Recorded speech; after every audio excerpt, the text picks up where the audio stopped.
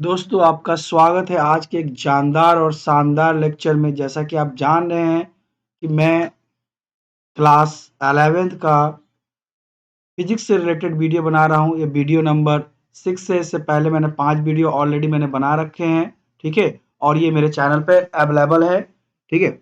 आप देखिए, आपको बहुत मजा आएगा। आज का जो टॉपिक है वो डायमेंशन से रिलेटेड है। तो वीडियो नंबर 5 में भी हम लोगों ने डायमेंशन देखा था।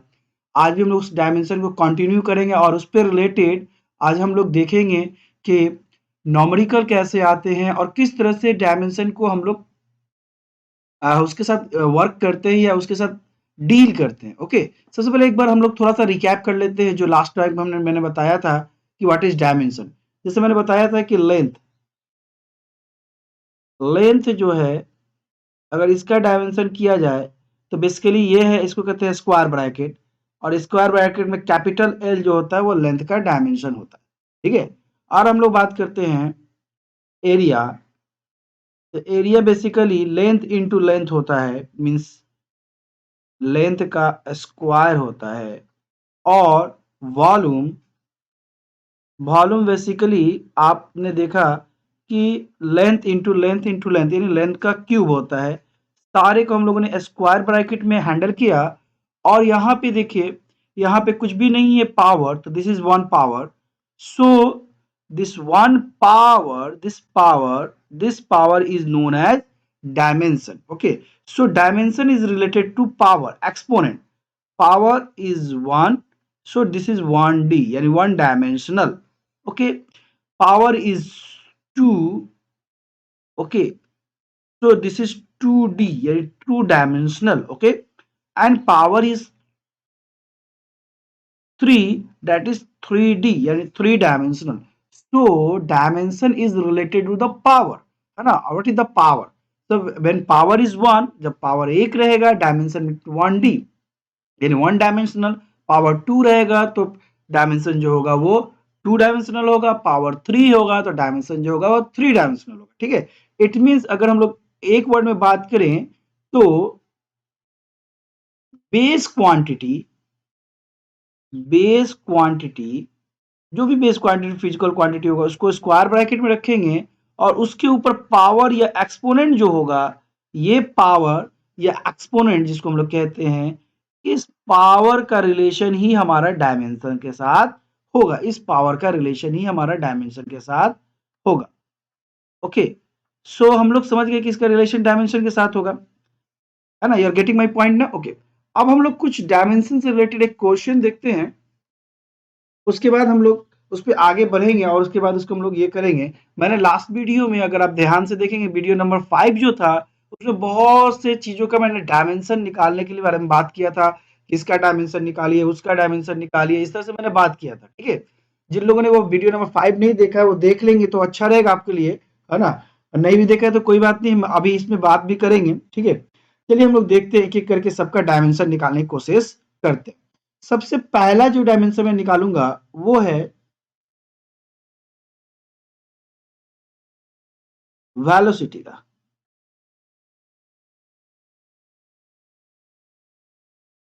वेलोसिटी जो होता है basically length length means displacement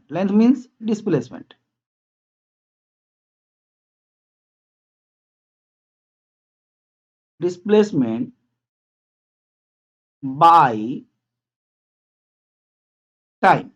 और लेंथ का जो डायमेंशन होता है स्क्वायर ब्रैकेट एल, और टाइम का जो डायमेंशन होता है square bracket T. So L और टी जब ऊपर चला जाएगा -1, so this is the dimension of velocity. This is the dimension of velocity. Okay, so velocity dimension is a square bracket capital L t minus 1. Okay, अब next देखते हैं। Velocity के बाद हम लोग जो दूसरा डायमेंशन देखते हैं वो है acceleration.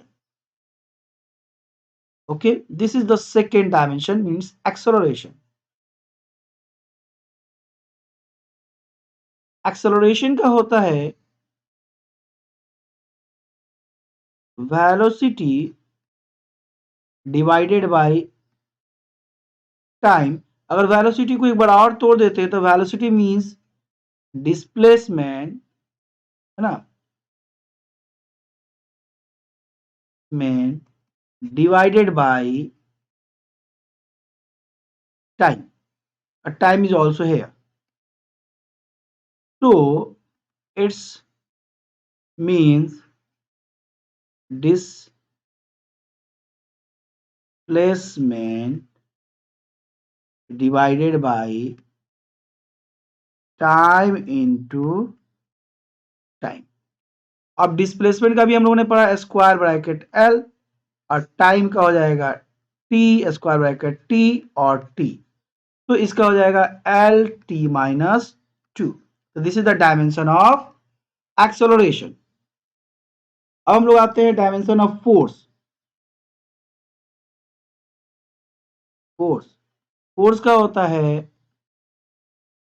Mass into acceleration. Force होता है मास इनटू एक्सेलरेशन, यानी कि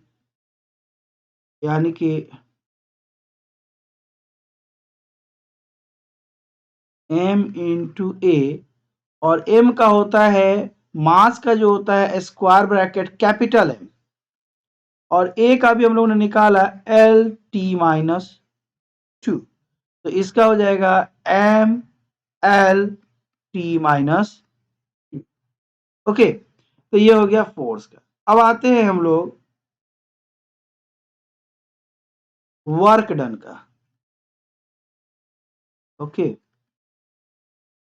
वर्क डन का होता है force into displacement. Okay, force का भी हम लोगों ने निकाला M L T minus two, और डिस्प्लेसमेंट का भी हम लोग जान रहे हैं L. Okay, so M L square T minus हो गया फोर्स। वर्क डन का हो गया M L square T minus two. अब हम लोग निकालते हैं पोटेंशियल एनर्जी का। पोटेंशियल एनर्जी, पोटेंशियल एनर्जी का होता है एम जी एच, और एम का हो गया एम का हो गया स्क्वायर ब्रैकेट एम, और जी कुछ नहीं है, g acceleration due to gravity, acceleration due to gravity है। और अभी हम लोगों ने जाना है कि एक्सेलरेशन का क्या है एल टी माइनस टू, तो एक्सेलरेशन ड्यू टू ग्रेविटी का भी एल टी माइनस टू होता है, तो multiple L T minus two, और इसका हो गया एल, तो इस तरह हो जाएगा M L square T minus हो गया। तो इस तरह से इसका भी पोटेंशियल एनर्जी का भी आपको मिल गया। अब हम लोग जानते हैं काइनेटिक एनर्जी का। ना देख रहे हैं आपको खूब मजा आएगा, कोई ज्यादा ये प्रॉब्लम वाला नहीं है, बहुत ही मजेदार है ना। आप अच्छे से देखिए, वो खूब मजा आता है, खूब खूब भालो लगे, खूब भालो खूब भालो। ओके, तो इसका हो जाएगा काइनेटिक एनर्जी का 1/2 एम वी स्क्वायर। ठीक है, तो काइनेटिक एनर्जी का हो जाएगा 1/2। देखिए, जो नंबर होते हैं उनका कोई डायमेंशन नहीं होता, तो इसका हम इससे में कोई लेना देना है नहीं। तो बचा हुआ क्या है, जो नंबर है उसका कोई डायमेंशन होता नहीं, तो इसको नंबर को हम लोग को निग्लेक्ट कर देना है। नंबर के जब डायमेंशन को when we have to focus on the dimension we have to neglect the number. Okay, number का कोई डायमेंशन नहीं होता, अभी हम लोग आगे बात भी करेंगे इससे रिलेटेड, बहुत ही इंपॉर्टेंट बात। तो नंबर को आप निग्लेक्ट कर दीजिए, तो बचा हुआ आपके पास एम वी स्क्वायर। एम का भी हम लोग ने देखा स्क्वायर ब्रैकेट एम, और v का हो जाएगा एल टी माइनस टू, और क्या है टी माइनस टू नहीं sir, T minus one, T minus one है ना। देखिए, और ये क्या है स्क्वायर है, इसका मतलब कि दो बार आएगा L T minus one. Okay, तो ये हो जाएगा M L square T minus two. तो इस तरह से इसका काइनेटिक एनर्जी का भी आपका हो गया। ठीक है, तो इस तरह से अभी हम लोगों ने बहुत से चीजों का ये देखा, क्या बोलते हैं डायमेंशन देखा। अब मेरे पास एक क्वेश्चन है ना, जो बहुत अच्छा क्वेश्चन है, और इस पे हम लोग फोकस करेंगे। क्वेश्चन ऐसा है कुछ, है ना? आप देखते जाइए, आपको बहुत मजा आएगा, बहुत अच्छा इजी भी लगेगा, ठीक है? मैं बहुत ज्यादा तेज या ये बहुत ज्यादा ये करके कोशिश नहीं करता हूँ, आपके लिए एकदम सिंपल सा, कोई भी मतलब ये नहीं करके एकदम इजी सा क्वेश्चन से लेके आता हूँ, ताकि आपको देखने और समझने में बहुत बहुत मजा आए, ठीक है कि नहीं? मजेदार होना ही चाहिए, साइंस मीन्स मजेदार। क्वेश्चन है, is s is equal to UT plus, आप ना नोटबुक ये सब लेके बैठे ताकि आपको ये जब ये करे तो आपको बहुत मजा है। S is equal to UT plus half A T square और S is equal to U T plus A T square और S is equal to you T and इतने ही रहने देते, दो ही रहने देते।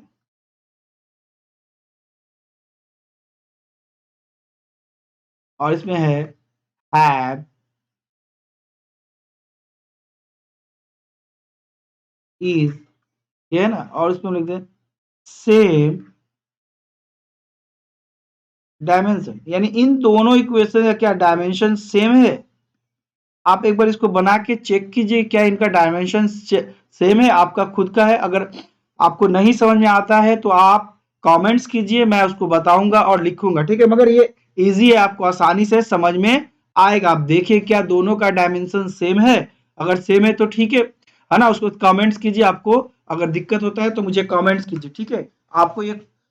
आपको ये वीडियो लेक्चर कैसा लगता है, इस पे भी आप कमेंट्स कीजिए ताकि मुझे पता चले और मुझे भी मोटिवेशन मिले, ठीक है? चलिए नेक्स्ट हम लोग देखते हैं। अब हम लोग जो टॉपिक है, बहुत बहुत बहुत इंपॉर्टेंट टॉपिक है, बहुत बहुत इंपॉर्टेंट टॉपिक है, उसका नाम है dimensional analysis and its application. इसका क्या नाम है? डायमेंशनल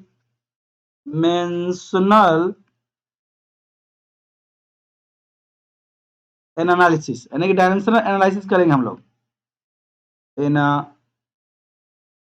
आप कॉपी कलम लेके बैठिए तो आपको चीजें समझ में आएगी, बहुत जल्दी जल्दी समझ में आएगी। Analysis and it's its application, ठीक है? Dimensional analysis and its application, ठीक है? डायमेंशन का हम लोग कैसे एनालिसिस करते हैं और उसका एप्लीकेशन क्या होता है, इसी के बारे में हम लोग बात करेंगे कि डायमेंशन का एनालिसिस यानी डायमेंशनली किसी चीज को कैसे एनालिसिस करते हैं। ऊपर वाला जो क्वेश्चन इसी से रिलेटेड है, ठीक है, जो मैंने दिया है आपको, और इसका एप्लीकेशन क्या है, इसी के बारे में आज हम लोग बात करेंगे और समझेंगे, ठीक है? कि डायमेंशनल एनालिसिस कैसे किया जाता है, बहुत मजा आएगा। आप बस वीडियो लेक्चर को देखते जाइए, आपको बहुत बहुत इंटरेस्ट आने वाला है, ठीक है? I promise you, okay? So you have to see the all the point very clearly, okay, and write down all the notes, okay? जो भी मैं बोल रहा हूँ उसको राइट डाउन कीजिए, बहुत मजा आएगा। मैं बोल रहा हूँ ना, बिलीव मी, बहुत इजी है, बहुत ही मैं सिंपल तरीके से पढ़ाता हूँ ताकि आप लोग को, है ना, बिना वो कहते हैं ना, बिना दूसरा वीडियो देखे भी आपको आसानी से समझ में, साथ में मैं लिख भी देता हूँ ताकि आपका नोट्स भी आपको बन जाए, ठीक है? आपका नोट्स के लिए भी हम लोग काम करते हैं ताकि आपका नोट्स भी बन जाए, ओके? अब देखते हैं डायमेंशनल एनालिसिस जो हम लोग करने जा रहे हैं, एनालिसिस जो करेंगे, क्या डायमेंशन का किस तरह से एनालिसिस किया जाता है और उसका एप्लीकेशन, उससे रिलेटेड कुछ हम लोग बात लिखते हैं जिसको आप नोट डाउन कर लीजिए, है ना? और उसके बाद उस पर हम लोग बात करेंगे। पहला है an equations, an equation contain, okay, an equation contains several, but several terms, यानी कोई भी फिजिकल इक्वेशन होगा वो बहुत सा टर्म्स लेगा, बहुत सा टर्म्स लेगा। अब टर्म्स किसको कहेंगे, किस बेसिस उसको अलग अलग टर्म कहेंगे, उसके बारे में बात करते हैं, ठीक है? An equation contain several terms which which which are separated जो सेवरल टर्म होते हैं वो सेपरेटेड होते हैं। टर्म का मतलब ये था अलग अलग, सेपरेटेड फ्रॉम ईच अदर। ठीक है, जो फिजिकल टर्म होते हैं, अलग अलग टर्म होते हैं, वो एक दूसरे से सेपरेटेड होते हैं, है ना। सेपरेटेड कैसे होते हैं? सेपरेटेड आप नोट करते चले जाइए, आपको बहुत, है ना, from each other by the symbol by the symbols of equality, यानी इक्वल के साइन से इक्विलिटी प्लस और माइनस, यानी जो अलग अलग टर्म किसके किसके बेस पे बोलेंगे, तो वो तीन चीजों के बेस पे बोलेंगे। एक रहेगा आपका इक्वलिटी का साइन रहेगा, उसके जो भी साइन रहेगा तो उसको एक अलग टर्म बोलेंगे, प्लस का साइन रहेगा उसको अलग अलग टर्म बोलेंगे, माइनस का साइन रहेगा तो उसको एक अलग टर्म बोलेंगे। ठीक है, अभी हम उस पर बात भी करेंगे, समझ में आ जाएगा। ठीक है, द डायमेंशन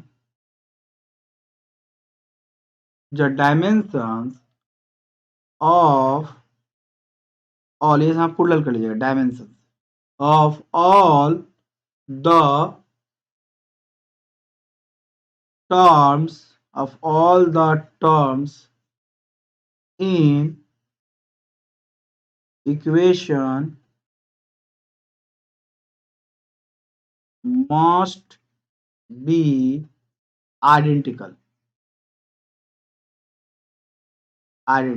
ठीक है, अभी हम लोग इसके बारे में बात करेंगे, उसको समझाने की कोशिश करेंगे। मैं आपको पहले ही बता देता हूँ, हर लेक्चर वीडियो लेक्चर में बताता हूँ कि जिनसे मैंने फिजिक्स सीखा है और जिनका मैं बहुत ज्यादा बुकों को पढ़ता हूँ वो है एस सी वर्मा साहब और एनसीईआरटी। इन दोनों बुकों को मिलाकर ही मैं नोट्स देता हूँ, इसलिए आप ये नोट्स लिख लेंगे तो आपको फिर दूसरे नोट्स लिखने की जरूरत नहीं होगी। मैं एस सी वर्मा साहब, है ना, जब जिनको मैं फिजिक्स का अपना गुरु मानता हूँ, हालांकि मैं उनसे कभी पढ़ा नहीं हूँ, वो उनके बुक के थ्रू, ठीक है, और एनसीईआरटी के बुक को मैं मिला के ये नोट्स देता हूँ। ठीक है, तो आपको ये नोट्स नोट कर लेंगे तो आपको फिर दूसरे नोट्स की जरूरत नहीं पड़ेगी। देखिए मैंने क्या बोला, सबसे पहले मान लीजिए v is equal to u plus A t. तो देखिए ये जो इक्वल है और ये जो प्लस है, इसकी वजह से इसका अलग अलग टर्म बना। जैसे देखिए ये वाला टर्म, एक ये टर्म है क्योंकि इसके इक्वल किधर है, एक ये टर्म है और एक ये टर्म, यानी कुल कितने टर्म है, तीन टर्म है। इन टर्म को अलग अलग किसने क्या किया, इस प्लस और इस इक्वल ने अलग अलग किया। ओके, तो इस तरह से प्लस माइनस और इक्वल, प्लस माइनस और इक्वल, ये तीन चीजें मिलकर टर्म को अलग अलग करेंगी। ठीक है, ये टर्म को अलग अलग करेंगे। अब देखिए टर्म के इस साइड, इक्वल के इस साइड जो डायमेंशन होगा, इसका जो डायमेंशन होगा और इसका जो डायमेंशन होगा, सबका डायमेंशन बराबर सेम होना चाहिए। जैसे देखिए अगर हमें इसका डायमेंशन हो वेलोसिटी, तो L T minus one equal, इस वेलोसिटी का निकालें तो L T minus one. Okay, तो बराबर होना चाहिए एल टी माइनस वन। आप सोचेंगे अरे यहां तो ठीक है, ये तो दोनों बराबर हो गए, ये कैसे बराबर होगा, ये देखिए ये भी बराबर हो गया, प्लस एक्सेलरेशन का L T minus two into time का टी। तो जब इसको सॉल्व करेंगे तो ये हो जाएगा एल टी माइनस वन, ये हो जाएगा एल टी माइनस वन, और ये देखिए माइनस टी टू है और यहाँ पे कुछ नहीं है तो टी वन है, तो आपस में घट जाएंगे तो ये हो जाएगा L T minus one.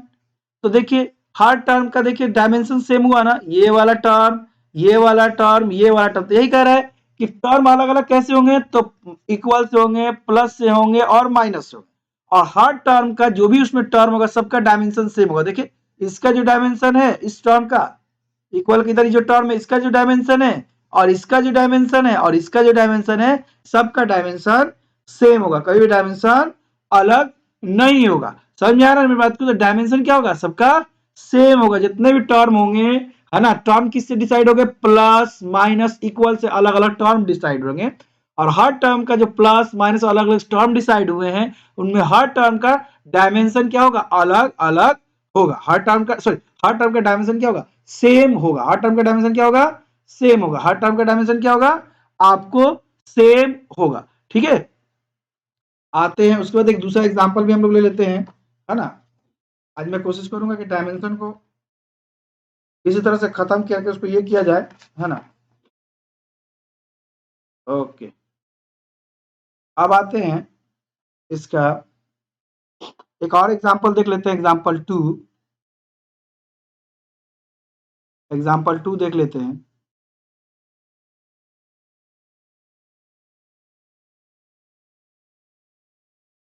Okay देखिए, s is equal to U T plus half A T square.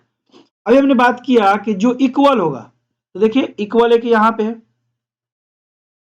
एक प्लस यहाँ पे, तो इसकी वजह से कितना टर्म हो गया, एक टर्म ये हो गया फर्स्ट टर्म, ये एक टर्म हो गया, ये एक टर्म हो गया, तो अलग अलग टर्म हो गया। और इस टर्म का यानी ये वाला टर्म जो है और ये वाला टर्म जो है और ये वाला टर्म, सबका डायमेंशन सेम होना चाहिए। एग्जैक्ट अगर डायमेंशन एनालिसिस करेंगे तो डायमेंशन सेम होना चाहिए। इसी पर हम लोग बाद में नॉमेरिकल भी बनाते हैं।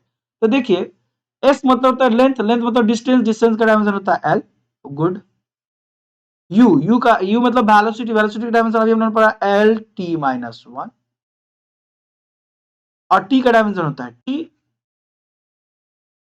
प्लस, हमने अभी बात किया कि जो नंबर होते हैं उनके डायमेंशन नहीं होते हैं, नंबर के कोई डायमेंशन नहीं होते। ठीक है, नंबर डायमेंशन लेस होते हैं।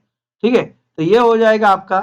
और ए फॉर एक्सेलरेशन, एक्सेलरेशन का भी हम लोगों ने बात किया, A for acceleration, A for acceleration और एक्सेलरेशन का भी हम लोगों ने बात किया कि इसका डायमेंशन होगा L T minus to, sorry. और ये है टी स्क्वायर, और हमने बात किया टी स्क्वायर का डायमेंशन होता है, टी का डायमेंशन होता है टी, तो टी स्क्वायर कहा जाएगा टी स्क्वायर।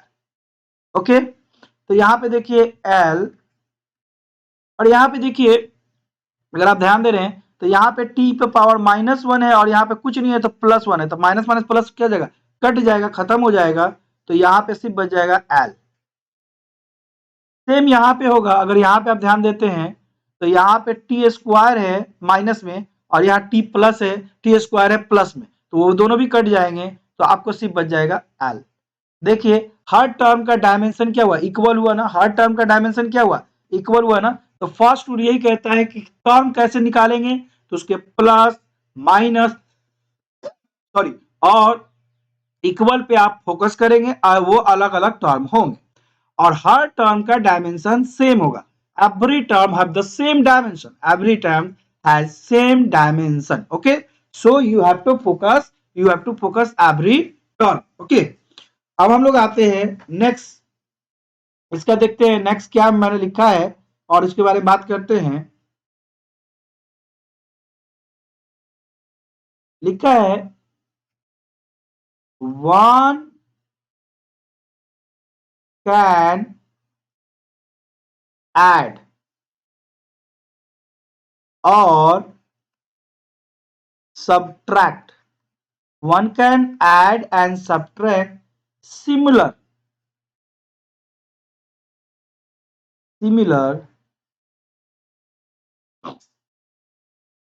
physical, सिमिलर का स्पेलिंग शायद गलत हो, सॉरी, सिमिलर फिजिकल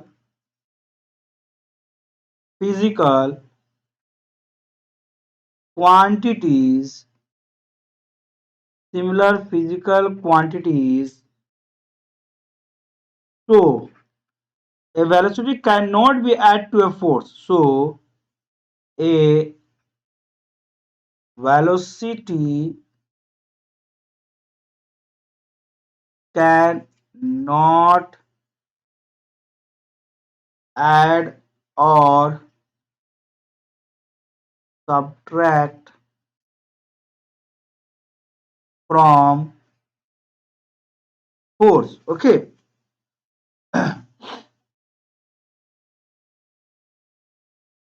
इसको हम लोग समझने की कोशिश करते हैं, ठीक है, इसको हम लोग समझने की कोशिश करते हैं, है ना। देखिए हम लोगों ने पढ़ा है एक, जो हम लोग बचपन में पढ़े थे, याद होगा, हाथी हाथी भी जुटेगा और घोड़ा घोड़ा भी जुटेगा, ऐसा हम लिख दे, 2 एप्पल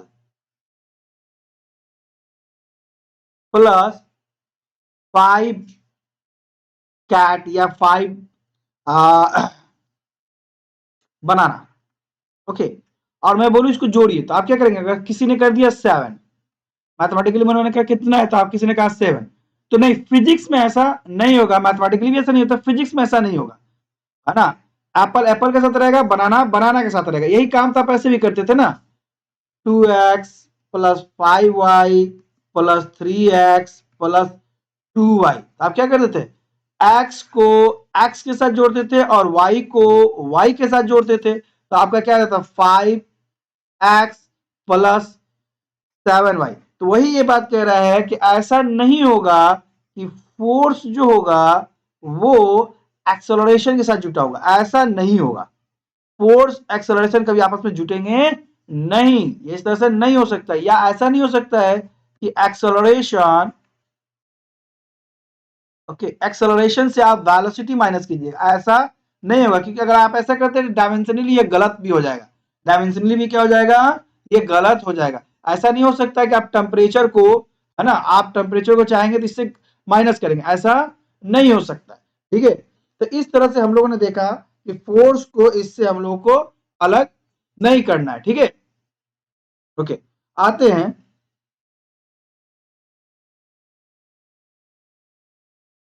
एक है उसके बाद प्रिंसिपल ऑफ होमोजेनिटी, जो अभी हमने ऊपर बात किया सेम वही है ना, प्रिंसिपल ऑफ होमो मतलब होता है सेम, है ना, homogeneity, okay, of dimension, of dimension, principle of homogeneity of dimension, है ना। कहता है कि सेम क्वांटिटी जो डायमेंशनली सेम हो वही आपस में जुटेंगे या घटेंगे, बाकी ऐसा नहीं हो सकता है कि जो हम अभी बात की है, ऐसा ऐसा नहीं हो सकता कि डायमेंशनली वेलोसिटी प्लस लेंथ, आप डायमेंशनली इसको जोड़ देंगे, यानी एल टी माइनस इतना, ये कभी भी ऐसा नहीं हो सकता है, जब तक दोनों का डायमेंशन सेम नहीं होगा तब तक एक साथ ये कभी आ ही नहीं सकते, ठीक है। तो प्रिंसिपल ऑफ होमोजेनिटी कहता है कि अगर कोई टर्म प्लस या माइनस से है फिजिकल क्वांटिटी, तो उनका डायमेंशन भी सेम होना ही चाहिए, अलग अलग डायमेंशन वाले कभी भी प्लस माइनस से एक दूसरे से अलग अलग टर्म में नहीं होते, अगर अलग अलग डायमेंशन वाले अलग अलग टर्म में हैं, इसका मतलब है ये गलत है, इसका मतलब ये है कि ये गलत है। और ये याद रखेंगे कि ये बहुत बहुत इंपॉर्टेंट है, किसी इक्वेशन को या किसी फिजिकल इक्वेशन को समझना कि ये जो है इक्वेशन सही है या गलत, आप उसका डायमेंशन चेक कर लीजिए हर टर्म का, अगर सब टर्म का डायमेंशन सेम है तो समझ जाइए कि फिजिकली ये टर्म एग्जिस्ट करेगा, अगर डायमेंशन अलग अलग है तो समझ जाइए कि फिजिकली ये टर्म एग्जिस्ट नहीं करेगा, ये सबसे इंपॉर्टेंट है, ठीक है। हमेशा याद रखिएगा कि अगर ये डायमेंशनली सेम है तभी ये काम करेगा, नहीं तो नहीं करेगा, फिजिकल डायमेंशनली सेम होना चाहिए, अगर डायमेंशनली सेम है तभी फिजिकल टर्म सही है, नहीं तो गलत हो जाएगा।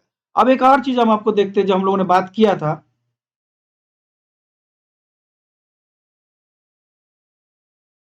अगर ऐसा हुआ कि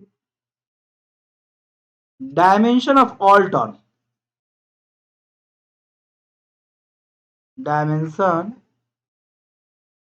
dimension of all terms are not same, अगर डायमेंशन ऑफ ऑल टर्म, जितने भी टर्म हम लोगों ने दिए उसका डायमेंशन सेम नहीं हो, तो the equation must be wrong.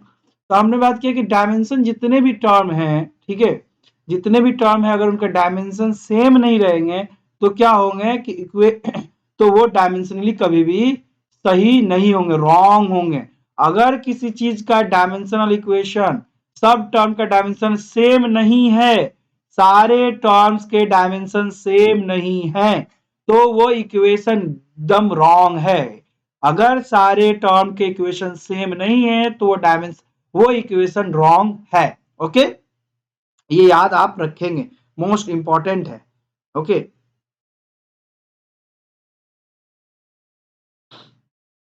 अब मान लीजिए कि हम लोग ऐसे लेते हैं, बहुत पॉपुलर अभी जो मैंने आपको दिया था, s is equal to U T plus half A t, और s is equal to U T plus A T square. ठीक है, हम इसको सॉल्व करते हैं, इसको डायमेंशनली सॉल्व करते हैं। तो इसका हो जाएगा एल, इसका हो जाएगा एल टी माइनस वन, और ये हो जाएगा प्लस हाफ का तो कोई डायमेंशन नहीं होता, हाफ को हटा देते हैं, प्लस ए का हो जाएगा एल टी माइनस टू, और इसका हो जाएगा टी स्क्वायर। ठीक है, अब इधर आते हैं, L L T minus one, इसका हो जाएगा एल टी माइनस टू, और ये हो जाएगा टी माइनस टू। हम लोग इसको करते हैं तो ये आ जाएगा एल, इधर भी एल, इधर भी एल, इसे क्या करते हैं, इधर भी एल, इधर भी एल, प्लस इधर भी एल। ठीक है, देखिए अगर देखा जाए तो ये डायमेंशनली करेक्ट है, इधर भी एल है, इधर भी एल है, इधर भी एल है। इसको भी देखिए डायमेंशनली करेक्ट है, इधर भी एल है, इधर भी एल है, इधर भी एल। मगर अगर आप इधर देखें, गौर करें, यहां ध्यान दें, तो ये इक्वेशन सही है मगर ये फॉर्मूला गलत है। तो ऐसा हो सकता है कि कोई चीज डायमेंशनली सही हो, डायमेंशनली करेक्ट हो, मगर वो उसका इक्वेशन करेक्ट नहीं होगा। अगर डायमेंशनली गलत है तो इक्वेशन भी गलत कंफर्म। मगर ऐसा हो सकता है कि डायमेंशनली वो सही है मगर इक्वेशन क्या हो सकता है उसका गलत हो सकता है। ठीक है, इक्वेशन क्या हो सकता है उसका गलत हो सकता है। तो इसका ये मतलब हुआ कि, है ना, कि डायमेंशनली जो इक्वेशन है करेक्ट, है ना, हो सकता है कि वो फिजिकली इक्वेशन, वो यानी इक्वेशन के बेस पर डायमेंशन इक्वेशन जो सही है वो जनरल इक्वेशन के तौर पे वो गलत हो सकता है। जनरल इक्वेशन के तौर पे क्या हो सकता है ना, वो गलत हो सकता है। मगर अगर कोई डायमेंशनली गलत है तो जनरली भी गलत है। यानी कि अगर डायमेंशनली सही है तो जनरल सही भी हो सकता है, गलत भी हो सकता है। मगर अगर डायमेंशनली गलत है तो जनरल गलत ही होगा, सही नहीं हो सकता। डायमेंशनली सही है तो जनरल सही भी जा सकता है, जनरल गलत भी जा सकता है। देखिए यहाँ पे डायमेंशनली सही है, जनरल भी सही है। यहाँ देखिए डायमेंशनली सही है मगर जनरल गलत है। ठीक है, मगर अगर डायमेंशनली गलत होगा तो जनरल भी गलत होगा, ये फिक्स है। ये क्या है, एकदम फिक्स। ये क्या है, एकदम फिक्स है, एकदम इस पर कोई दो राय नहीं है, कोई कुछ प्रॉब्लम नहीं है। ठीक है, कोई दिक्कत नहीं, कोई दो राय या कोई प्रॉब्लम नहीं है। यानी अगर हम इसको इस तरह वर्ड में लिखें, इसको वर्ड में लिख के आपको ये बात करने की कोशिश करें, इसको बात लिखने की कोशिश करें, मेरा आधा घंटा से ज्यादा वीडियो हो रहा है, मैं आधा घंटा का ही वीडियो बनाता हूँ। ठीक है, मैं जिसको जस्ट खत्म करने की कोशिश कर रहा हूँ। अगर डायमेंशनली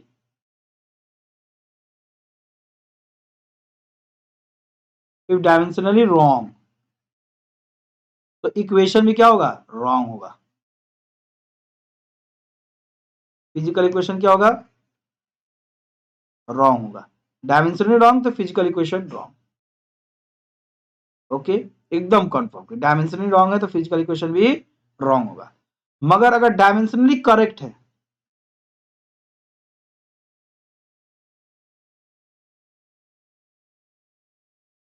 डायमेंशनली करेक्ट, तब क्या हो सकता है, दो बातें हो सकती है। इक्वेशन या तो इक्वेशन यानी फिजिकल इक्वेशन है करेक्ट होगा, या इक्वेशन गलत भी हो सकता है। तो इस तरह से हम लोगों ने देखा कि डायमेंशन ही करेक्ट होगा, तो करेक्ट भी हो सकता है और रॉन्ग भी हो सकता है, ये इसका लिमिटेशन है। ठीक है, ये इसका क्या है, लिमिटेशन। एक सवाल है,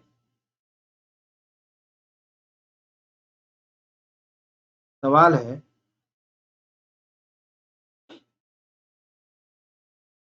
ठीक है, मैं पहले देख लेता हूँ कितना वीडियो मेरा कितना लंबा हो गया, उसके बाद मैं डिसाइड करूंगा। नहीं, मेरा वीडियो बहुत बड़ा हो गया है। ठीक है, अब मैं सवाल को नेक्स्ट वीडियो में लूंगा, है ना। मैं तो ऐसे लेक्चर सीरीज चला रहा हूँ, इसलिए आपको आसानी से होगा। आप हर लेक्चर को देखते रहिए, आपको आसानी से समझ में भी आएगा, कोई दिक्कत भी नहीं होगा। ठीक है, तो अगर मेरा ये वीडियो आज आपको अच्छा लगता है तो प्लीज़ इसको लाइक कीजिए, शेयर कीजिए और सब्सक्राइब कीजिए, ताकि मुझे भी मोटिवेशन मिले और मैं भी आपके लिए कुछ अच्छा-अच्छा वीडियो बना के ला सकूँ। ठीक है?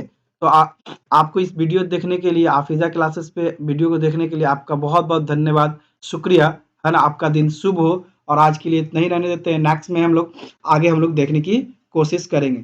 तब तक के लिए बाय, धन्यवाद, आपका दिन शुभ हो।